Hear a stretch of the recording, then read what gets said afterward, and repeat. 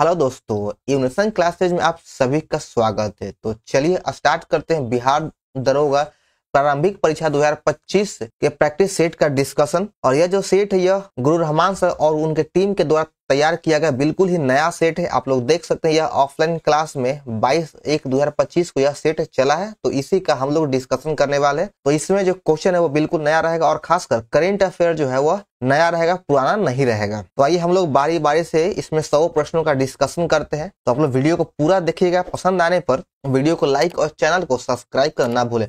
और इसका पीडीएफ आपको हमारे टेलीग्राम चैनल पर मिल जाएगा, जिसका लिंक डिस्क्रिप्शन बॉक्स में दिया गया है। तो देखिए, देखते हैं पहला प्रश्न। Even robotics for good youth challenge in India 2024 का अवार्ड प्रख्यात प्रतीक को दिया गया है। ये जो अवार्ड है even robotics for good youth challenge in India 2024, ये अवार्ड प्रख्यात प्रतीक को दिया गया और पूछ रहा है कि यह किस राज्य के निवासी हैं। तो प्रख्यात प्रतीक का संबंध बिहार राज्य से या बिहार राज्य के निवासी हैं। चलिए देखिए अगला प्रश्न। बिहार के किस जिले में दूसरा टाइगर रिजर्व स्थापित होने वाला है? तो बिहार के कैमूर में दूसरा टाइगर रिजर्व स्थापित किया जाने वाला है। अगर बात करें कि बिहार के पहले टाइगर रिजर्व कौन है, तो वह हो जाएगा वाल्मीकि टाइगर रिजर्व। बिहार का पहला टाइगर रिजर्व था और जिसकी स्थापना 1978 ईस्वी में किया गया था, वाल्मीकि टाइगर रिजर्व का। चलिए देखिए 3 नंबर। बापू टावर के संबंध में दिए गए तथ्यों में से कौन सा सत्य नहीं है, यानी कौन सा कथन गलत है? तो हम आपको बता दें कि बापू टावर की स्थापना पटना के गर्दनी बाग में किया गया है। तो आइए इस पर क्वेश्चन पे बढ़ते हैं। इसका निर्माण महात्मा गांधी के 150वीं जयंती के अवसर पर किया गया है। टावर में महात्मा गांधी जी के बिहार यात्रा से संबंधित जीवन को दर्शाने वाली गैलरी है और यह टावर पटना के गर्दनी बाग में स्थापित है। इसकी कुल लागत 129 करोड़ रुपया है तथा यह 7 एकड़ जमीन में फैला हुआ है। तो देखिए इसमें तीनों सही है, बी सी डी सही है। 129 करोड़ की लागत से बना और यह 7 एकड़ में फैला हुआ है और यह गर्दनी बाग में है। और यह बिहार यात्रा, गांधी जी के बिहार यात्रा के जीवन वृत्तांत के बारे में कहा गया है।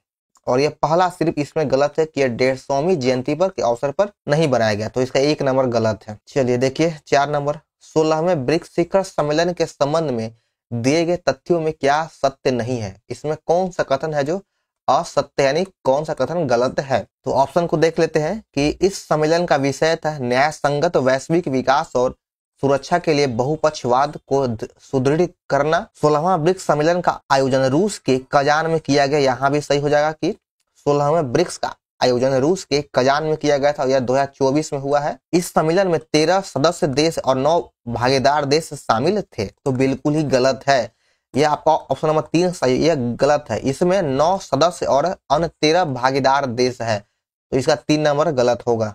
चलिए देखते हैं 5 नंबर। संयुक्त राष्ट्र पर्यावरण कार्यक्रम की उत्सर्जन अंतराल रिपोर्ट का शीर्षक क्या है? तो इसका शीर्षक है no more hot air please. No more hot air please संयुक्त राष्ट्र पर्यावरण कार्यक्रम की उत्सर्जन अंतराल रिपोर्ट का प्रमुख शीर्षक है। चलिए बढ़ते हैं अपने अगले प्रश्न के फ्रेंड्स। तो 6 नंबर में कहा गया कि जलवायु और स्वास्थ्य अफ्रीकी सम्मेलन 2024 का आयोजन स्थल कौन सा है? तो इसका आयोजन हरारे में किया गया है। 6 का 1 नंबर हो जाएगा हरारे। वैश्विक नवाचार सूचकांक 2024 में 133वां देश में भारत का स्थान कौन सा है? तो वैश्विक नवाचार सूचकांक 2024 में भारत का स्थान 39वां है। 39वां भारत का स्थान है 133 देशों में। हाल ही में 2024 का सशक्त रामानुजन पुरस्कार 2024 प्रदान किया गया है, तो इससे संबंधित कथन दिया गया, ये देख लेते हैं। तो Georgia institute of technology America के अलेक्जेंडर को दिया गया। ये जो पुरस्कार था रामानुजन पुरस्कार 2024, यह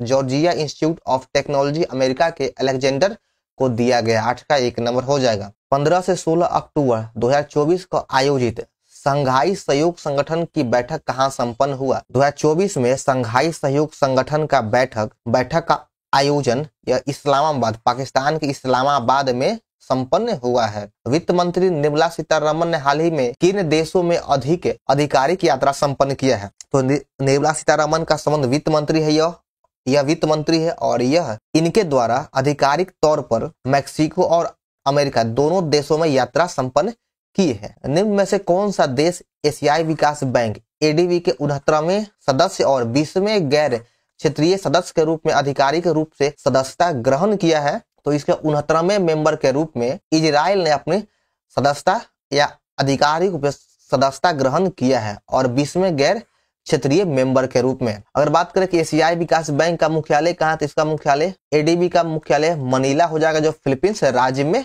है, सॉरी फिलीपींस देश में है। चलिए 12 नंबर में कहा गया है कि राष्ट्रपति द्रौपदी मुर्मू ने 13 से 29 अक्टूबर तक कौन 3 देशों की यात्रा पर थी। तो यह जो 3 दिवसीय 3 देशों की यात्रा पर थी वह 3 देश है, अल्जीरिया, मार्टिनिया और मलावी। इन तीनों की यात्रा 13 से 19 अक्टूबर के बीच में किया गया है। हाल ही में रवांडा में मारबर्ग वायरस के प्रकोप से काफी लोगों की मृत्यु हो गई है। इस वायरस से काफी लोगों की रवांडा में मृत्यु हुई है। तो आप बताइए कि मारबर्ग वायरस किस प्रकार के गंभीर बीमारी का कारण बनता है। इस वायरस की वजह से रक्त स्रावी बुखार हो जाता है, रक्त स्रावी बुखार होता है। 13 का 3 हो जाएगा। चलिए आगे देखिए 14 नंबर, राजकोषीय उत्तरदायित्व और बजट प्रबंधन अधिनियम की समीक्षा के लिए कौन सी राष्ट्रीय समिति गठित की गई है। इसके लिए जो समिति गठित किया गया वह है एनके सिंह समिति को गठित किया गया है। नाटो के वर्तमान महासचिव मार्क रूट किस देश के पूर्व प्रधानमंत्री है। तो यहाँ से 2 क्वेश्चन बन गया। पहला तो यह है कि नाटो के वर्तमान में महासचिव कौन है, तो मार्क रूट है। और यह किस देश के पूर्व प्रधानमंत्री है, तो यह नीदरलैंड के पूर्व प्रधानमंत्री है मार्क रूट। करकट जलप्रपात बिहार के किस जिले में है। करकट जलप्रपात बिहार के कैमूर जिले में है, 2 नंबर हो जाएगा। अगर नवादा की बात आया तो यहाँ पे ककोलत हो जाएगा। यहाँ पे ककोलत जलप्रपात नवादा डिस्ट्रिक्ट में है। भारत में 1922 में इलाहाबाद में सिविल सेवा परीक्षा किसे गवर्नर जनरल के समय में प्रारंभ किया गया था। तो उस समय लॉर्ड रेडिंग था। लॉर्ड रेडिंग के कार्यकाल में, इसका कार्यकाल 1921 से 26 तक था। इसे कार्यकाल में भारत के इलाहाबाद में सिविल सेवा प्रतियोगी परीक्षा का किया जाना आरंभ कर दिया गया था। निम्नलिखित में से कौन सा कथन असत्य है। असत्य कथन का चुनाव करना है। 18 का देख लीजिए, अनुच्छेद 243 के ए में ग्राम सभा के बारे में उल्लेख किया गया, बिल्कुल सही है।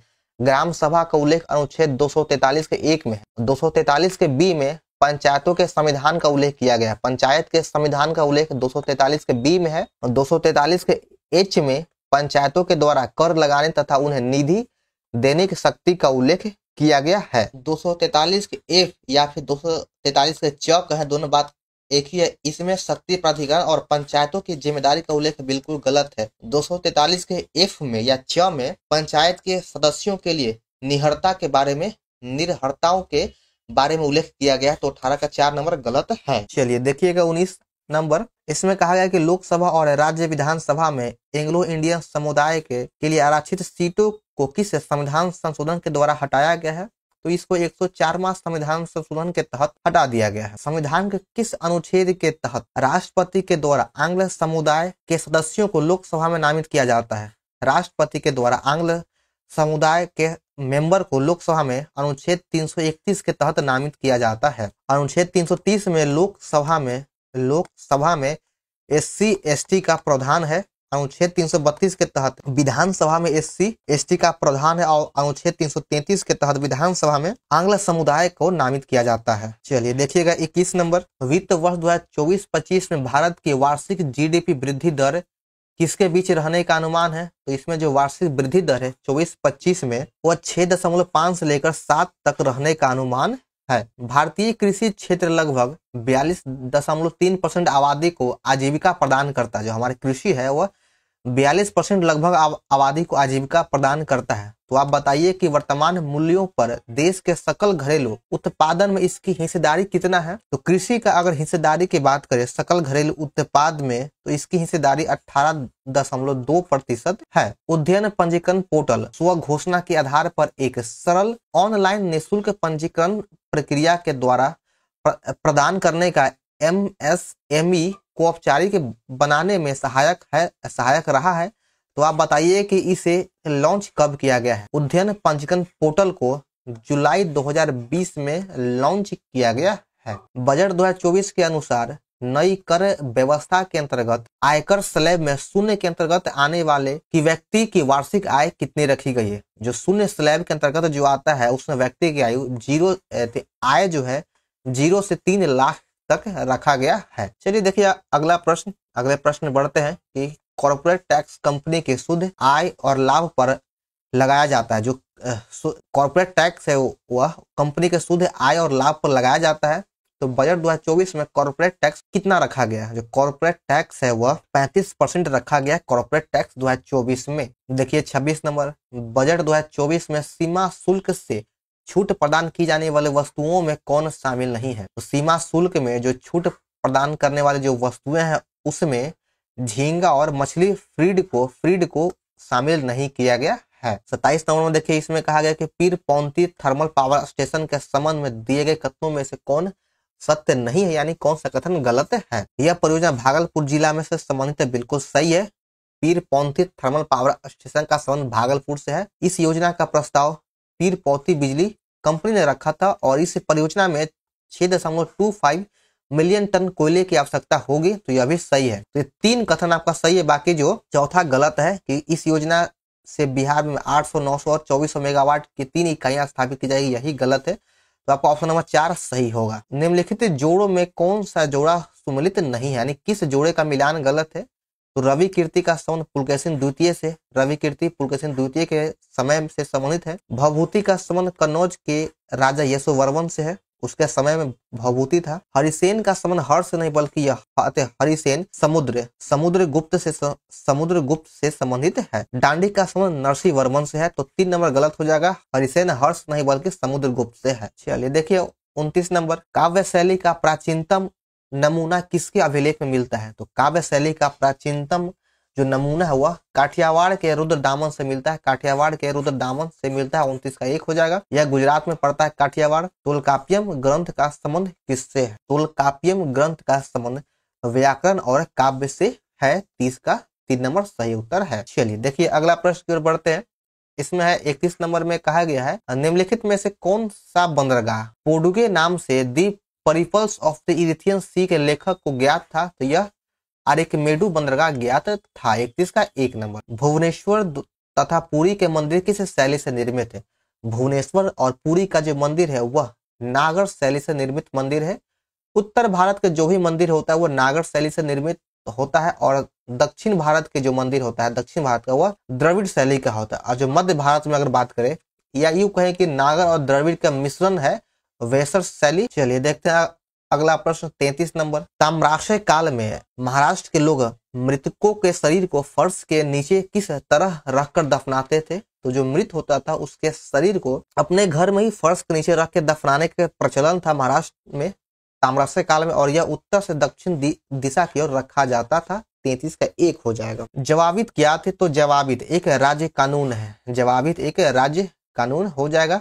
आगे देखे 35 कि निम्न में से किस राजवंश के अंतर्गत विजारत का चरमोत्कर्ष हुआ था? तो विजारत का चरमोत्कर्ष तुगलक वंश से संबंधित है, इसी में सबसे अधिक इसका उत्थान हुआ। और तुगलक वंश की अगर बात करें तो इसका संस्थापक था ग्यासुद्दीन तुगलक। मोहम्मद बिन तुगलक MBT और FST ये दोनों का संबंध तुगलक वंश से ही है। खिलजी वंश का संस्थापक जलालुद्दीन खिलजी हुआ और इसका महत्वपूर्ण शासक हुआ अलाउद्दीन खिलजी। लोधी वंश का संस्थापक हो गया बहलोल लोधी और इसी का एक शासक था सिकंदर लोधी जिसने आगरा की स्थापना किया। निम्न यूरोपीय शक्तियों ने भारतीय व्यापार में समय समय पर प्रवेश किया। तो यहाँ व्यापार का जिक्र किया है, देख लीजिए क्रम नहीं पूछ रहा फ्रांसिस का, यहाँ पे व्यापार का पहले कौन फिर कौन आया। तो सबसे पहले पुर्तगाली का व्यापार शुरुआत हुआ, उसके बाद फिर अंग्रेज आ जाएगा, अंग्रेज के बाद फिर फ्रांसीसी के बाद फिर डच। तो यहाँ 2 नंबर हो जाएगा।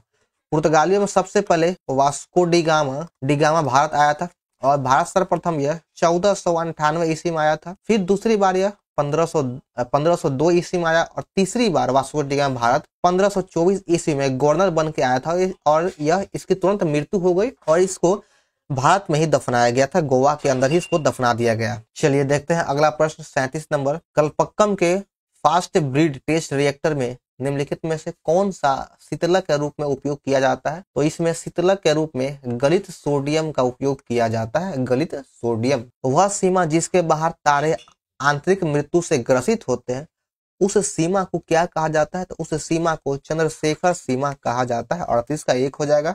आगे देखिए 39 नंबर। इसमें पूछ रहा है कि बिहार का क्षेत्रफल की दृष्टि से भारत में कौन सा स्थान है? तो आप सभी लोग जानते होंगे कि बिहार का क्षेत्रफल के दृष्टिकोण से इसका 12वां स्थान है। 2011 के जनगणना के अंतर्गत निम्नलिखित में कौन सा कथन असत्य यानी कौन सा कथन है जो गलत है? तो इसमें देखिए वर्तमान में बिहार का जनसंख्या घनत्व भारत में सबसे अधिक है। बिल्कुल सही है, बिहार का जनसंख्या घनत्व सबसे अधिक है। और कितना है तो 1102 व्यक्ति प्रति वर्ग किलोमीटर है। फिर ऑप्शन नंबर 3 में कह रहा है कि भारत का जनसंख्या घनत्व 483। बिल्कुल गलत है, 483 नहीं बल्कि 382 है, तो इसका 3 नंबर गलत है। 2011 के जनगणना के अनुसार बिहार के साक्षरता दर कितनी है? यहाँ बिहार का पूछ रहा है, तो बिहार के साक्षरता दर 2011 के अनुसार, और इसके बाद अभी तक कोई जनगणना नहीं हुआ है, लेकिन फिर भी बीपीएससी ने 2023 की जनगणना के अनुसार प्रश्न पूछ दिया है। तो 2011 के जनगणना के अनुसार बिहार के साक्षरता दर 61.8 है, और कहीं कहीं 7 भी देता है, तो पॉइंट के बाद मायने नहीं रखते, लेकिन 61.8 है। अगर यही पूछता कि भारत की साक्षरता दर कितनी है तो हो जाता है 74.04%। 42 नंबर देखिए, इसमें कहा गया कि अमरकंटक से कौन सी नदी का उद्गम हुआ है? तो अमरकंटक से नर्मदा नदी का उद्गम हुआ है, ऑप्शन नंबर 3 हो जाएगा। और यहाँ से एक और नदी निकलता है अमरकंटक से, वो है सोन, जो गंगा में आकर मिल जाता है। निम्नलिखित प्रमुख भारतीय नगरों में से कौन सा एक सबसे अधिक पूर्व की ओर स्थित है? कौन सा नगर है जो सबसे अधिक पूर्व में स्थित है? तो लखनऊ सबसे पूर्व में स्थित है इस सभी ऑप्शन के अकॉर्डिंग।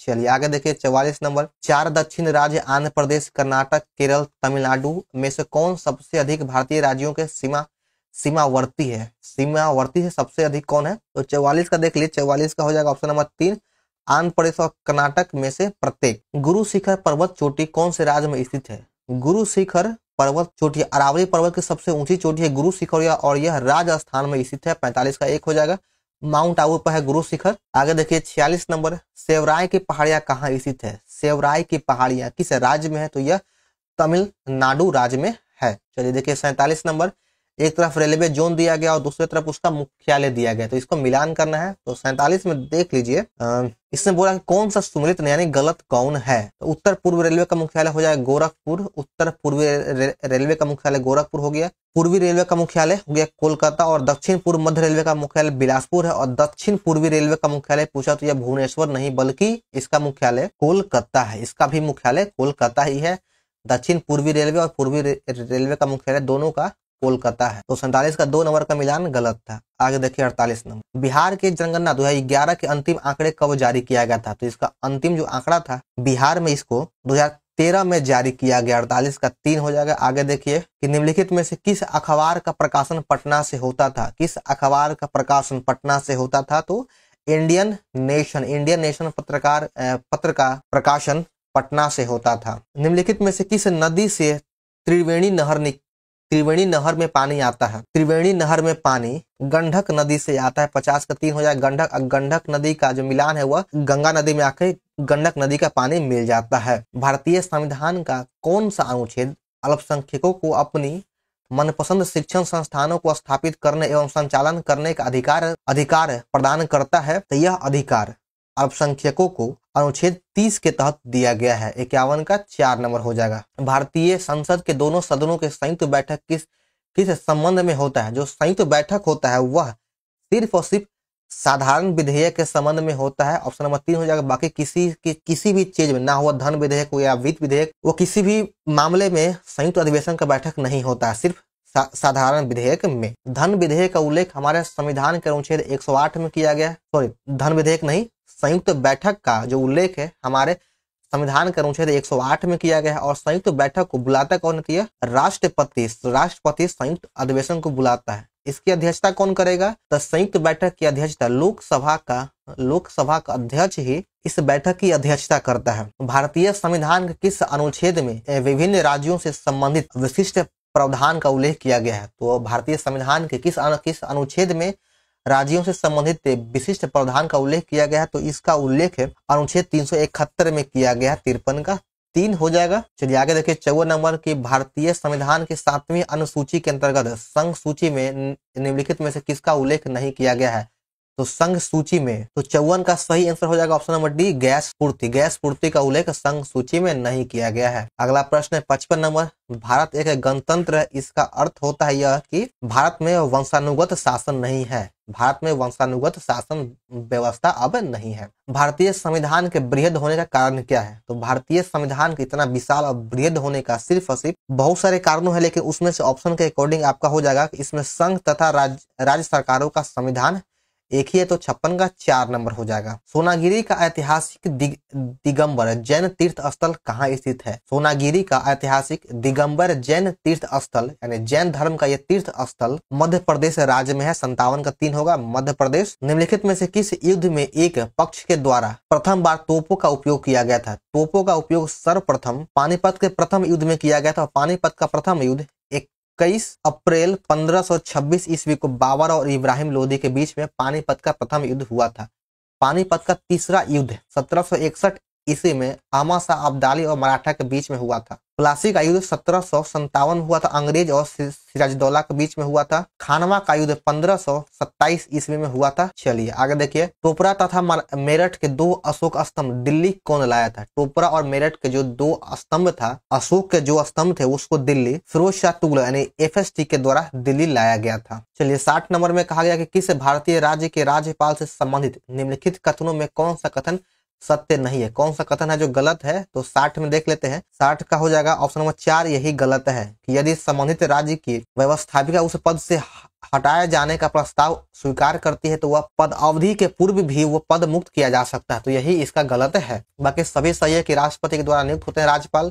एक से अधिक राज्यों के राज्यपाल हो सकता है और 5 वर्ष तक रहता, या फिर वह राष्ट्रपति के प्रसाद पर्यटन पद धारण करते हैं। उच्च न्यायालय की परमादेश जारी करने की शक्ति के अंतर्गत आता है कौन? उच्च न्यायालय की परमादेश जारी करने के शक्ति के अंतर्गत संवैधानिक अधिकार, संविधिक अधिकार, मौलिक अधिकार ये सभी आता है। 61 का 4 हो जाएगा। भारतीय संविधान के 7वीं अनुसूची के अंतर्गत राज्य सूची में निम्नलिखित में से किसका उल्लेख किया गया है? तो राज्य सूची में विद्युत का उल्लेख किया गया है। 62 का 2 नंबर हो जाएगा। और शिक्षा और वन ये दोनों समवर्ती सूची के अंतर्गत आता है। भारतीय संविधान का कौन सा अनुच्छेद व्यक्ति के विदेश यात्रा के अधिकार को संरक्षण प्रदान करता है? तो व्यक्तियों के विदेश यात्रा के अधिकारों का जो संरक्षण है वह अनुच्छेद 21 के तहत प्रदान किया जाता है। 63 का 3 नंबर है। जम्मू एवं कश्मीर का सदर ए रियासत पदनाम कब बदल कर राज्यपाल कर दिया गया था? तो इसका पदनाम जो सदर रियासत से राज्यपाल किया गया है यह 1967 ईस्वी में किया गया है। 64 का 4 हो जाएगा। आगे देखिए, निम्नलिखित में से कौन राज्यसभा के एकांतिक शक्ति के अंतर्गत आता है? एकांतिक शक्ति के अंतर्गत नई अखिल भारतीय सेवाओं का सृजन यही इसके अंतर्गत आता है। चलिए देखिए अगला प्रश्न कि मद्रास राज्य बनाम चंपकम दुरायजन मुकदमे में भारतीय सर्वोच्च न्यायालय के निर्णय के परिणाम स्वरूप निम्नलिखित में से किस मौलिक अधिकार को संशोधित किया गया था? तो इस मुकदमे के अंतर्गत भेदभाव के विरुद्ध के अधिकार को संशोधित किया गया था। भेदभाव के अधिकार को संशोधित किया गया था। भारत के कल्याणकारी राज्य होने का विचार किसमें पाया गया? तो हमारे देश में या हमारे देश में भारत के कल्याणकारी राज्य होने का विचार एक तो संविधान के प्रस्तावना में और दूसरा राज्य के नीति निर्देशक तत्व में पाया गया है। इन दोनों में कल्याणकारी राज्य का उल्लेख किया गया है। तो ऑप्शन हो जाएगा ऑप्शन नंबर डी, ए और सी। DSP का उल्लेख भाग 4 और अनुच्छेद 36 से 51 तक किया गया है। निम्न में से भारत का राष्ट्रपति किसकी नियुक्ति नहीं करता है? राष्ट्रपति के द्वारा उपराष्ट्रपति की नियुक्ति नहीं किया जाता। 68 का 1 हो जाएगा। उपराष्ट्रपति की नियुक्ति नहीं किया जाता है। प्रधानमंत्री की नियुक्ति अनुच्छेद 75 के तहत और अन्य मंत्रियों की नियुक्ति प्रधानमंत्री के सलाह पर राष्ट्रपति के द्वारा अनुच्छेद 75 के तहत ही किया जाता है। अभिलेख जिसे यह प्रमाणित होता है कि चंद्रगुप्त का प्रभाव पश्चिम भारत पर था और वह किस अभिलेख से यह प्रमाण मिलता है कि चंद्रगुप्त का प्रभाव दक्षिण भारत में है? तो इसका जो प्रमाण है वह रुद्रदामन का जूनागढ़ अभिलेख से प्राप्त होता है। रुद्रदामन का जूनागढ़ अभिलेख से प्राप्त होता है। चलिए देखिए 70 नंबर की निम्नलिखित में से किस बौद्ध ग्रंथ में संघ जीवन के नियम प्राप्त होता है? संघ जीवन के नियम जो प्राप्त होता है वह विनय पिटक से प्राप्त होता है। विनय पिटक से संघ के नियमों का प्राप्त होता है। निम्नलिखित जोड़ों में किसका सुमेलित सही है? चलिए तो यहाँ पे देखते हैं कि एलोरा की गुफाओं का निर्माण शक नहीं बल्कि एलोरा की गुफाओं का निर्माण राष्ट्रकूट वंश के शासकों के द्वारा किया गया है। मीनाक्षी मंदिर का निर्माण पांड्य वंश के शासकों के द्वारा किया गया है। खजुराहो मंदिर का निर्माण चंदेल शासकों के द्वारा किया गया, बिल्कुल सही है यह। और महाबलीपुरम के मंदिर का निर्माण पल्लव वंश के शासकों के द्वारा किया गया है। तो इसमें 3 नंबर का सही था, बाकी सभी गलत था। रासायनिक रूप में सफेद स्पिरिट किसको कहते हैं? तो सफेद स्पिरिट पेट्रोलियम हाइड्रोकार्बन का मिश्रण होता है, इसी को सफेद स्पिरिट कहते हैं। बॉयल नियत निम्नलिखित स्थिति में लागू होता है। जो बॉयल का नियम होता है वह नियत ताप पर लागू होता है। 73 का 2 हो जाएगा नियत ताप। निम्नलिखित में से कौन सा लवण पानी में घुलनशील नहीं है? तो पानी में कौन सा घुलनशील नहीं है? तो BaCO3 बेरियम कार्बोनेट या पानी में घुलनशील नहीं है। तत्वों की आवर्त सारणी में किसी आवर्त में बाएं से दाएं जाने वाले परमाणु की त्रिज्या क्या होता है? जब बाएं से दाएं जाएंगे तो परमाणु की त्रिज्या में कमी होती है या फिर हास्य होती है। ग्लूकोज के किण्वन का अंतिम उत्पाद क्या बनता है? तो जब ग्लूकोज का किण्वन होता है तो उसमें अंतिम उत्पाद कार्बन डाइऑक्साइड प्लस C2H5OH बनता है। सामान्य वायु के नमूने में उपस्थित नहीं होने वाली गैस कौन सी है? तो सामान्य वायु के नमूने में क्लोरीन गैस नहीं पाया जाता। 77 का 2 हो जाएगा क्लोरीन गैस नहीं पाया जाता है। आगे देखिए कि वह जल जो साबुन के साथ झाग रगड़ने पर शीघ्रता से एवं अधिक झाग देता है उसको कौन सा जल कहते हैं? तो उसे मृदु जल कहा जाता है या सरल जल कहा जाता है। और जो झाग आसानी से न दे उसे कठोर जल कहते हैं। एक कण का द्रव्यमान m और संवेग p है तो उसकी गतिज ऊर्जा क्या होगा?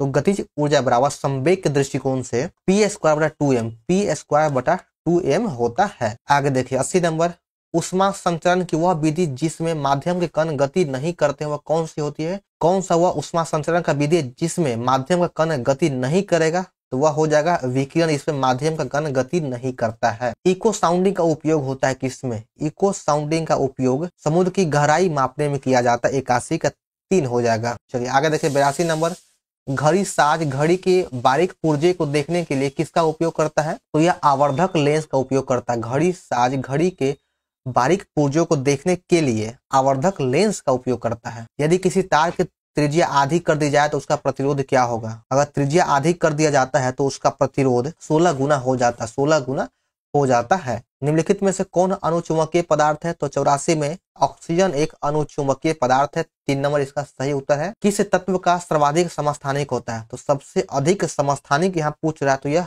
पोलिनियम का होता है सबसे अधिक समस्थानिक। आगे देखिए 86 नंबर, एक्सोबायोलॉजी में निम्नलिखित में से किसका अध्ययन किया जाता है? एक्सोबायोलॉजी के अंतर्गत बाह्य ग्रहों तथा अंतरिक्ष में जीवन का अध्ययन किया जाता है। 87 नंबर में कहा गया कि विषाणु निर्जीव माने जाते हैं। क्यों? क्योंकि ये क्रिस्टलाइज हो सकते हैं, ये क्रिस्टलाइज हो सकते हैं, इसीलिए इसे निर्जीव भी माना जाता है और विषाणु को सजीव भी माना जाता है, दोनों होता है। तो 87 का 2 नंबर सही। आगे देखिए 88 नंबर, निम्नलिखित में से कौन सा एक कीटाहारी पादप है? तो इसमें घटपर्णी एक कीटाहारी पादप है। घटपर्णी कीटाहारी पादप है। चलिए आगे देखिएगा 89 नंबर की रंध्रों की संख्या न्यूनतम होती है वह तथा ये धंसे होते हैं। रंध्रों की संख्या न्यूनीकृत होती है और तथा ये धंसे होते हैं किसमें? तो यह जो है मरुद्भिदों में जो मरुस्थल में जो पौधा होता है उसमें रंध्रों की संख्या सबसे कम और धंसा हुआ होता है। तो 89 का 4 हो जाएगा। लाइसोसोम में पाया जाने वाला वह एंजाइम जिसमें जीव द्रव्य को घुला देना या नष्ट कर देने की क्षमता होता है उसे क्या कहते हैं? तो उसे हाइड्रोलाइटिक एंजाइम कहा जाता है। Hydrolytic enzyme. जीवन प्रत्याशा सूचकांक की गणना हेतु अधिकतम आयु और न्यूनतम आयु कितनी वर्ष है? तो जीवन प्रत्याशा के लिए सबसे अधिकतम आयु हो जाएगा 85 और न्यूनतम हो जाएगा 20 साल। 91 का 2 नंबर सही है। 85 और 20। राष्ट्रीय सांख्यिकी दिवस कब मनाया जाता है? राष्ट्रीय सांख्यिकी दिवस 29 जून को मनाया जाता है। राष्ट्रीय सांख्यिकी दिवस 29 जून को मनाया जाता है। अगला प्रश्न 93 नंबर, राजकोषीय नीति का आरंभ किस वर्ष माना जाता है? तो राजकोषीय नीति का आरंभ 1936 से माना जाता है। राजकोषीय नीति 1936 से इसका आरंभ माना जाता है। आगे देखिए कि आर्थिक नियोजन के युग के प्रारंभ से भारत के सकल राष्ट्रीय आय में किस क्षेत्र का हिस्सा निरंतर कम होता रहा है? तो जो इसमें कृषि के क्षेत्र में इसमें हिस्सा निरंतर कम होता चला जा रहा है। तो 94 का 3 हो जाएगा। अगला देखिए 95 नंबर में मैथ दिया गया है। तो 95 जो है 10 मीटर चलकर शंकर बाईं ओर घूमकर 6 मीटर की दूरी तय की, फिर दाईं ओर मुड़कर 20 मीटर की दूरी तय किया। अंत में वह दक्षिण की ओर जा रहा है तो शंकर ने किस दिशा की ओर अपनी यात्रा प्रारंभ की? तो इसका हो जाएगा 95 का 3 नंबर उत्तर से दक्षिण। 96 का देख लीजिए, यहाँ भी मैथ है तो 96 का हो जाएगा प्रश्न आपका। 96 का 3 नंबर हो जाएगा 1। आप लोग एक बार इसे बना लीजिएगा, हम आंसर बता लेते हैं। वीडियो को रोक करके आप लोग इस मैथ को बना लीजिएगा, बहुत ही आसान है। 97 में दिया गया है, ये रीजनिंग का प्रश्न है। तो 97 का सही हो जाएगा ऑप्शन 3 BGMTB। 98 का देख लीजिए, 98 का 1 नंबर हो जाएगा 17.11/17। 17/11/17 इसका सही आंसर है। 99 का 1 नंबर हो जाएगा 7200। और इस सेट का अंतिम प्रश्न जिसका आंसर हो जाएगा ए 8/8/9 दिन। तो चलिए यहाँ से हमारा ये जो नया सेट था इसका समाप्ति होता है। तो आप सभी को ये वीडियो कैसा लगा कमेंट जरूर करें, और आप लोग वीडियो को शेयर नहीं करते हैं तो आप सभी से रिक्वेस्ट है कि एक बार वीडियो को शेयर कीजिएगा। पसंद आने पर वीडियो को लाइक और चैनल को सब्सक्राइब करना ना भूलें। तो चलिए मिलते हैं फिर नेक्स्ट वीडियो में। जय हिंद।